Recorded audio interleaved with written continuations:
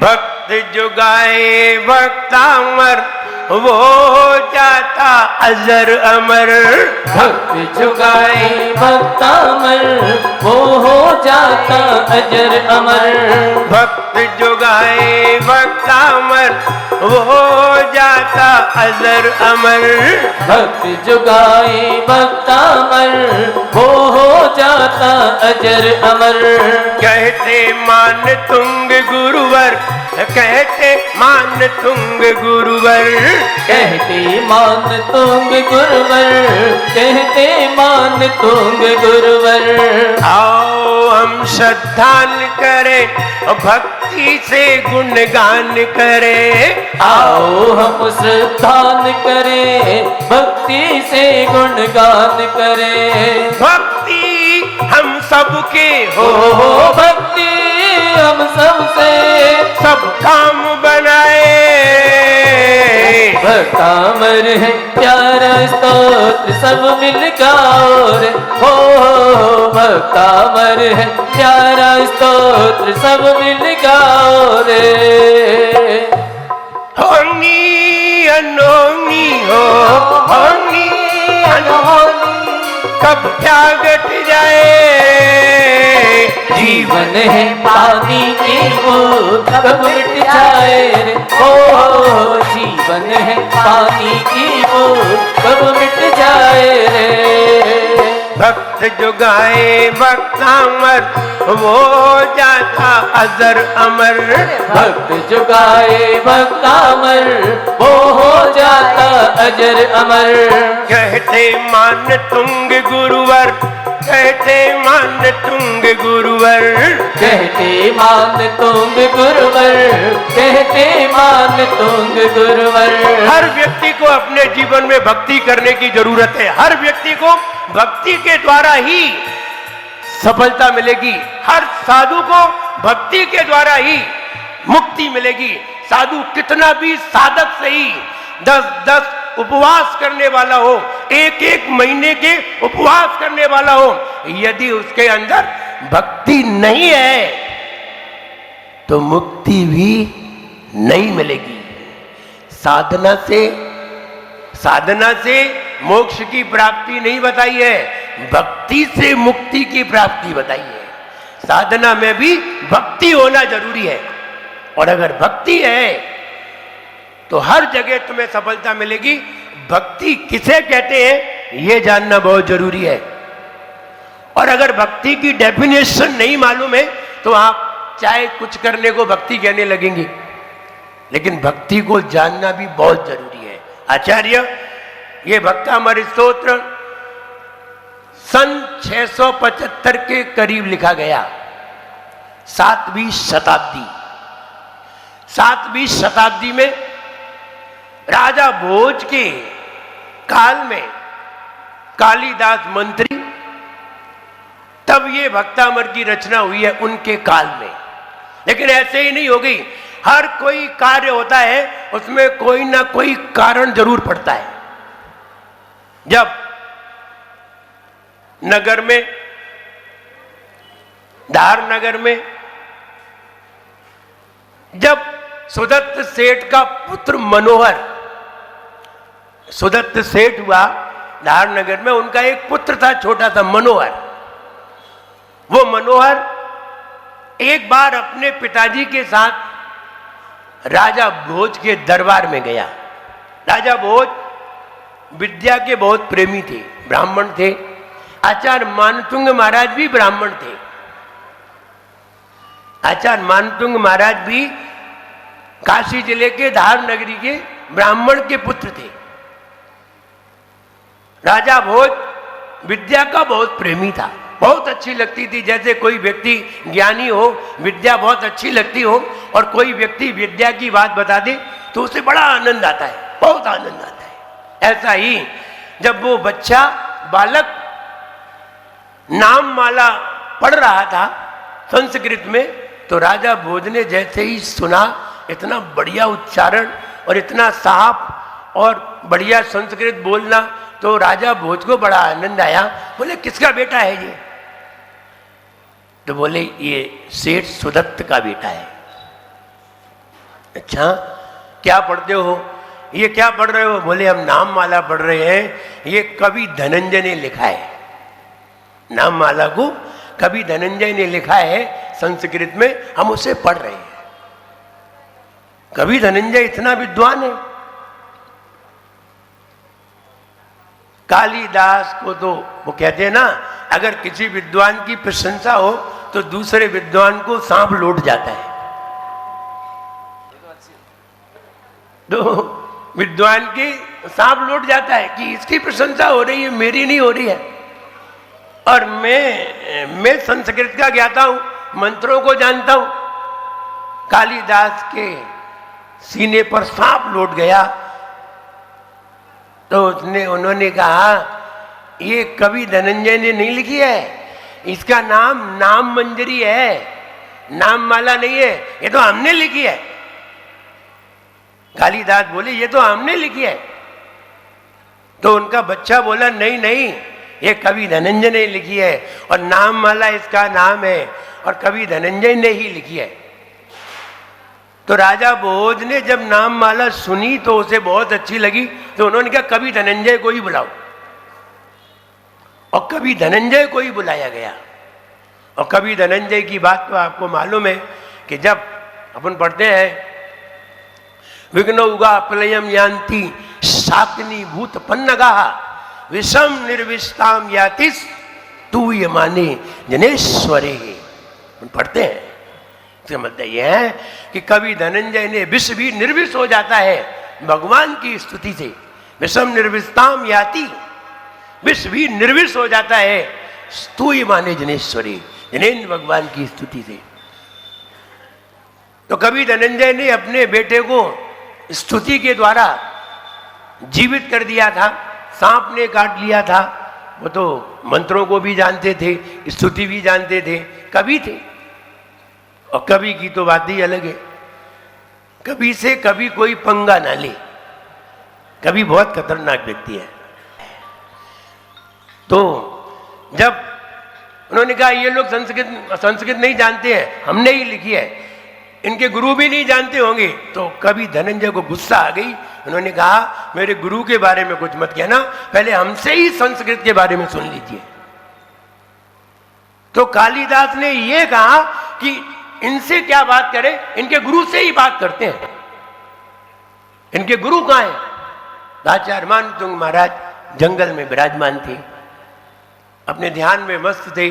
उनको 4 लोग पहुंचे, बोले आपको राजा ने बुलाया है।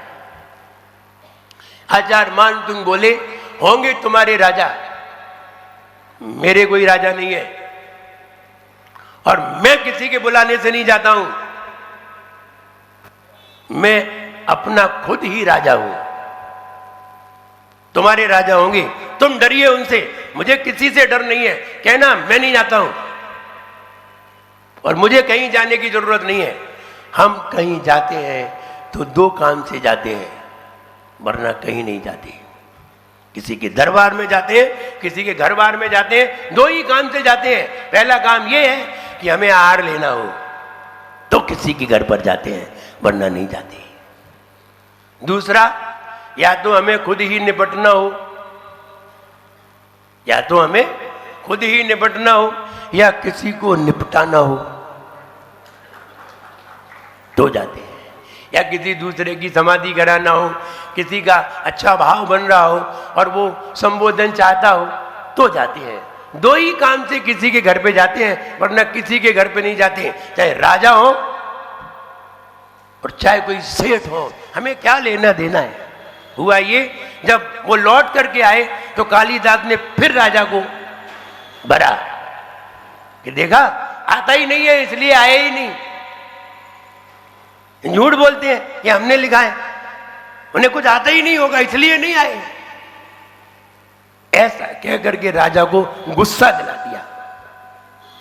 अब राजा को तो गुस्सा आ गया। राजा ने कहा शाम दाम दंड भेद जैसे भी हो लेकर के आओ, पकड़ करके लाओ।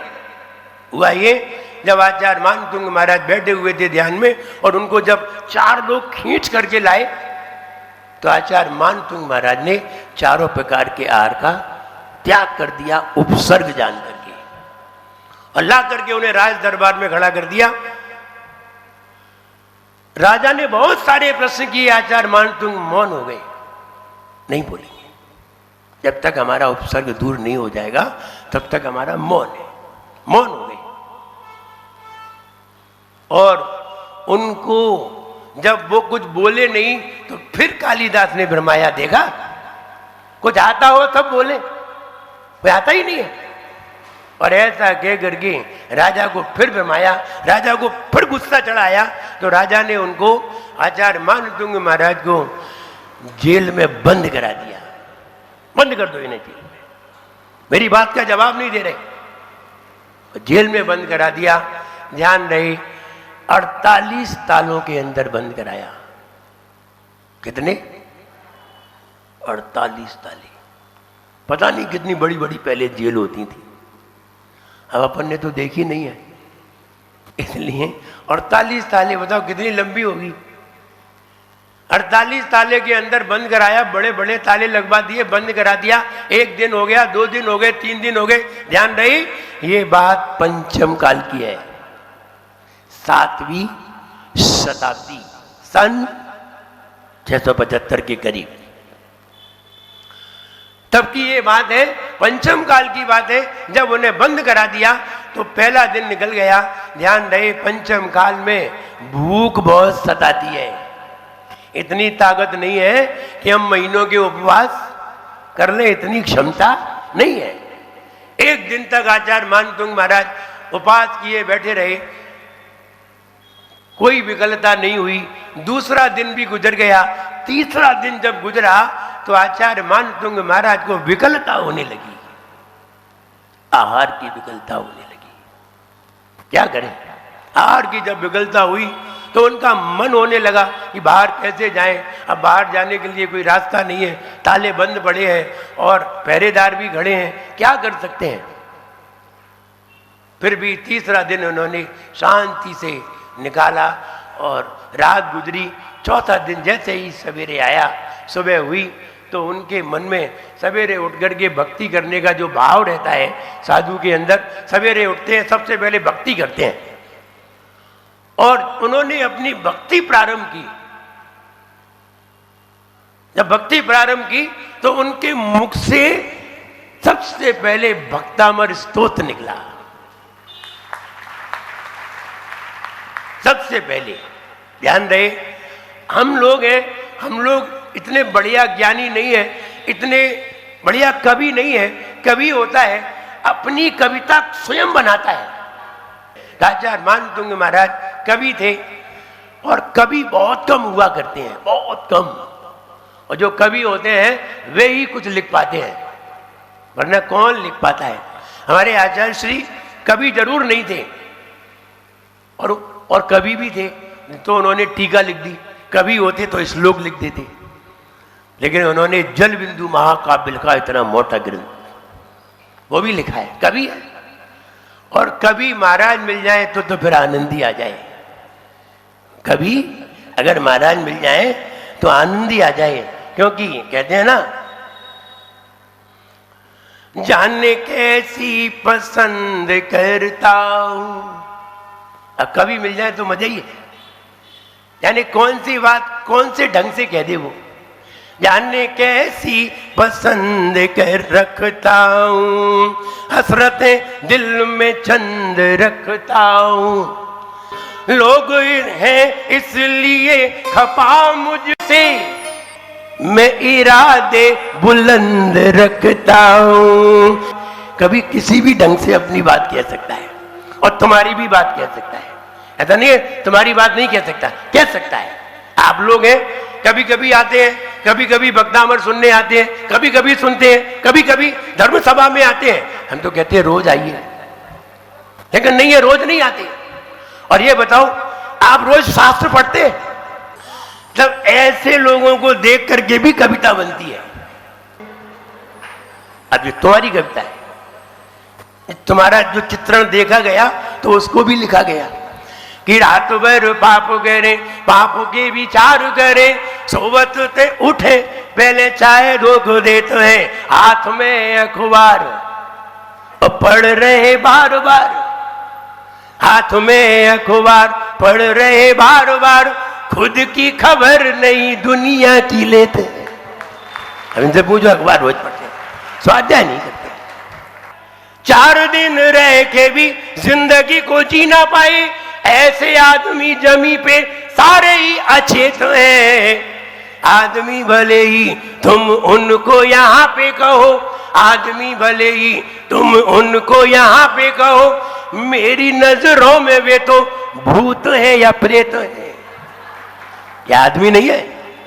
आदमी होते तो शास्त्र पढ़ते हैं, इसलिए शास्त्र जरूर पढ़िए। जब 3 दिन तक आचार्य मानतुंग महाराज को बंद रखा गया, चौथे दिन भक्तामर पढ़ा उन्होंने, और भक्तामर पढ़ते पढ़ते पढ़ते पढ़ते पहला छंद, दूसरा छंद, तीसरा छंद, 46 छंद हो गए। 46वें छंद पर बेड़ियों से जो बांधा गया था, हाथ पांव बांधे थे, जांग बांधी थी, हाथ पांव सब बांध दिए थे, तो जैसे ही 46वां छंद आया, सारे बंधन अपने आप ही टूट पड़े। 46वें छंद पर बंधन मुक्ति वाला छंद है वो। आप 46वां जरूर पढ़ें, आप बंधन से मुक्त हो। नहीं, हम तो बंधे ही नहीं है। अरे तुम ऐसे बंधे हो कि खुल नहीं पा रहे, अपने आप ही ताले खुले, अपने आप ही दरवाजे खुले, और दरवाजे खुलते गए तो वो आगे बढ़ते गए, फिर दूसरा भी खुला, सारे दरवाजे खुल गए, और जितने भी पहरेदार थे वे सब सो गए। भक्तामर प्रणत मौली मणि प्रभाना,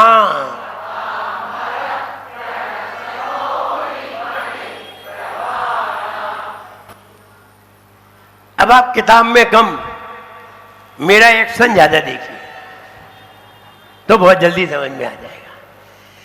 पहले मुंह से ही विद्या दी जाती थी, किताब से नहीं, और जब से किताब से विद्या आई है तब से हमने गलत पढ़ना सीख लिया है। पहले मुंह से विद्या थी, अगर मुंह से पढ़ाया जाता भक्तामर तो अभी तक कोई गलत नहीं पढ़ता। तो अपनी अपनी किताब ले ली, जो मन में आया तो पढ़ लो। तो इसलिए मुंह से विद्या बिल्कुल सही होती। आप एक्शन देखिए, भक्तामर प्रणत मौली मणि प्रभाना,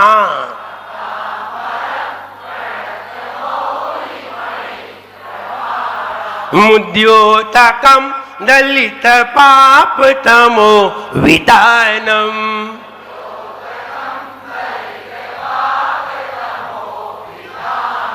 मुद्योतकम दलित पाप तमो वितानम,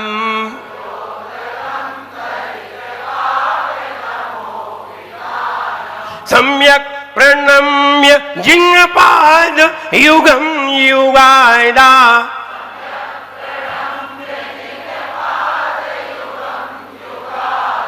वालंबनम भवजले पतताम जनानाम।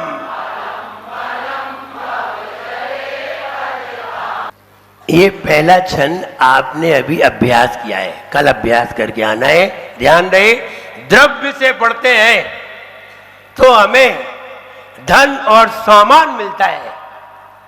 द्रव्य से पढ़ोगे तो हमें धन और सामान मिलेगा, और भाव से पढ़ोगे तो ज्ञान और भगवान मिलेगा।